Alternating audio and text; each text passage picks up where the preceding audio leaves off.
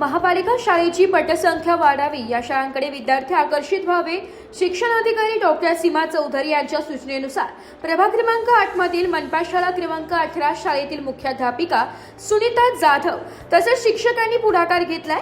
सर्व शिक्षक एकत्र येत पहिलीच्या वर्गात प्रवेश घेतलेल्या विद्यार्थ्यांना प्रभागातील नगरसेविका उषाताई बेंडपुळी, अंकिता शिंदे, कविता लोखंडे, शिक्षण अधिकारी डॉक्टर मीता चौधरी यांच्या हस्ते बक्षीस तसेच टोपी भेट देत मनोबल वाढविण्यासाठी प्रयत्न केले।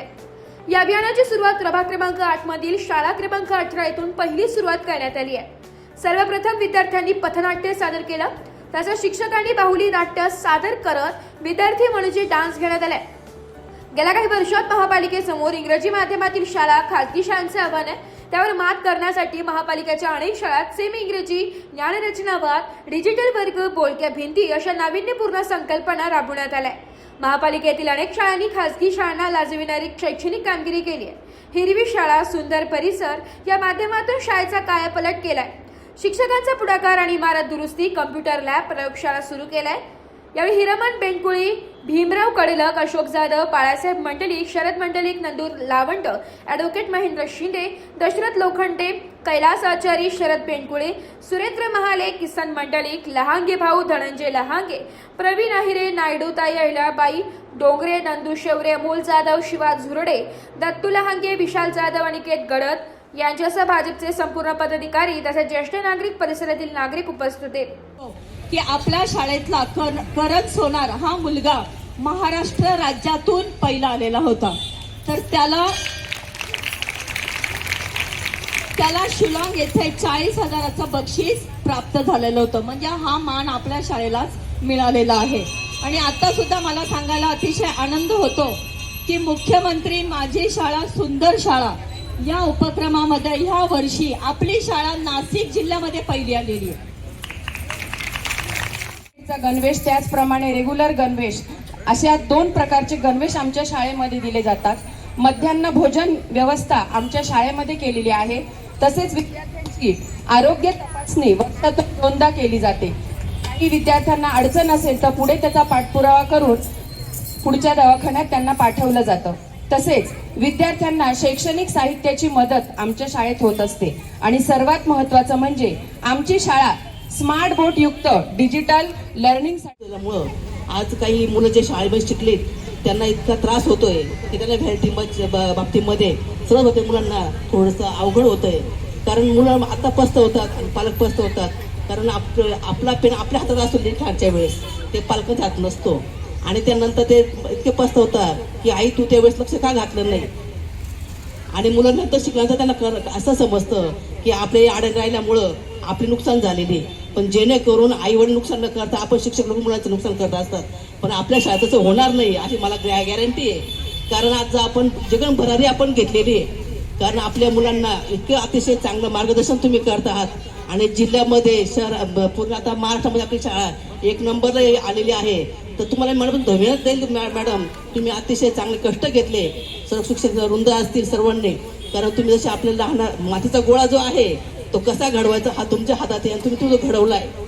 आणि या ठिकाणी पालकांना विनंती करते की आपली जबाबदारी अशी असते की मुलांना शाळेत वेळेवर सोडणं, सर्व काही करणं।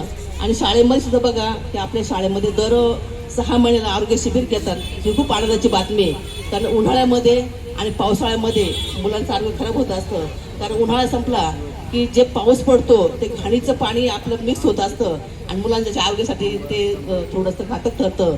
आणि उन्हाळा लागल्यानंतर आपण त्यावेळेस पाण्याचं कमतरता भासते आणि आपण कुठं ड्रेनेजचं आपलं कुठं टँकरचं पाणी पितो, कुठं याचं पाणी पित असतं। पासून तुम्हाला आभारी आहे, ज्या ठिकाणी मला बोलण्याची संधी दिली त्याबद्दल मी तुमचे आभारी आहे। आणि आता या विद्यार्थ्यांनी जे काही नाट्यपथ असेल, काही आपल्या सावित्रीबाई फुले असतील, त्यांनी सर्व अतिशय चांगलं असं मार्गदर्शन केलं आणि चांगलं पठनाट्य आपण सादर केलं, त्याबद्दल मी त्या मुलांसह मी मनापासून आभारी आहे।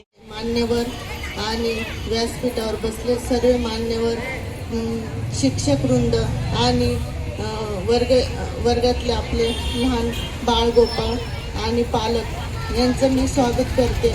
आज पटनोंदणीचा हा कार्यक्रम खूप छान पद्धतीने घेतलेला आहे मॅडम तुम्ही।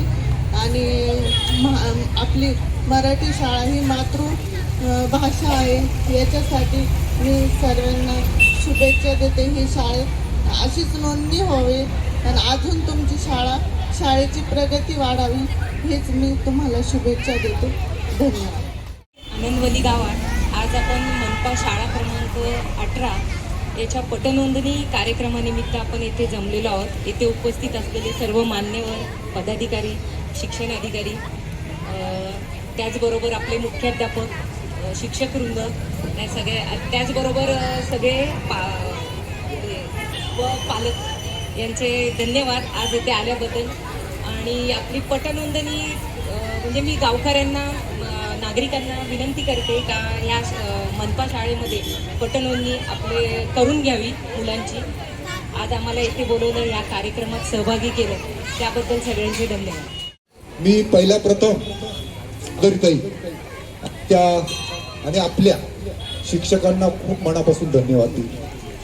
कारण बोलायला खूप वेळ लागेल, पण वेळ कमी असल्यामुळे मी थोडक्यात बोलतो. मॅडम, मी बघतोय या ज्या शिक्षिका आहेत आणि आमचा पण त्यांना खूप पाठिंबा आहे आणि त्याच्यामुळे हे नाव मॉडर्न स्कूल. आणि आज आपण या शाळेमध्ये आपल्या परिसरातल्या विद्यार्थ्यांनी प्रवेश द्यावा आणि त्याचं तुम्ही प्रात्यक्षिक करून दाखवलं आणि आपल्याला भरपूर प्रवेश मिळणार आहे.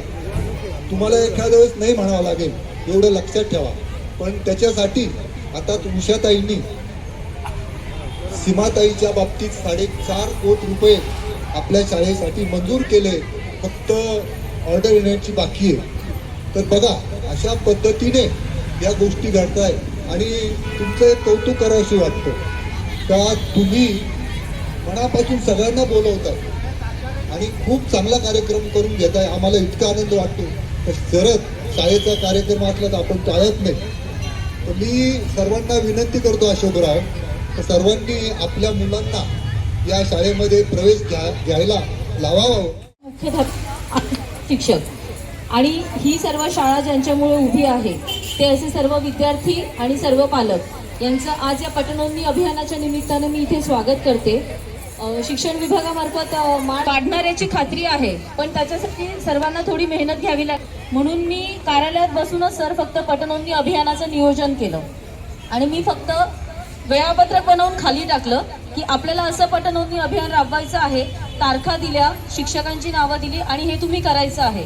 पण जेव्हापासून पटनोंदणी अभियान सुरू झालं आहे, आमचे सर्व शिक्षक इतक्या सुंदर पद्धतीने हे अभियान राबवत आहे की महानगरपालिका शाळांमध्ये सुरू असलेले सर्व उपक्रम हे सर्वांपर्यंत एकदम चांगल्या पद्धतीने पोहोचत आहे.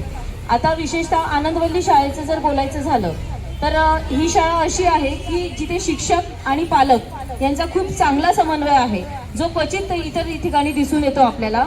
आणि हा फार महत्त्वाचा आहे, कारण जेव्हा शाळा आणि पालक हे विद्यार्थ्यांसाठी एकत्रित काम करतात त्यावेळेस विद्यार्थ्यांचं भविष्य हे खूप छान पद्धतीने घडतं. आणि हे आपण आनंदवल्ली शाळेत पाहतो आहोत.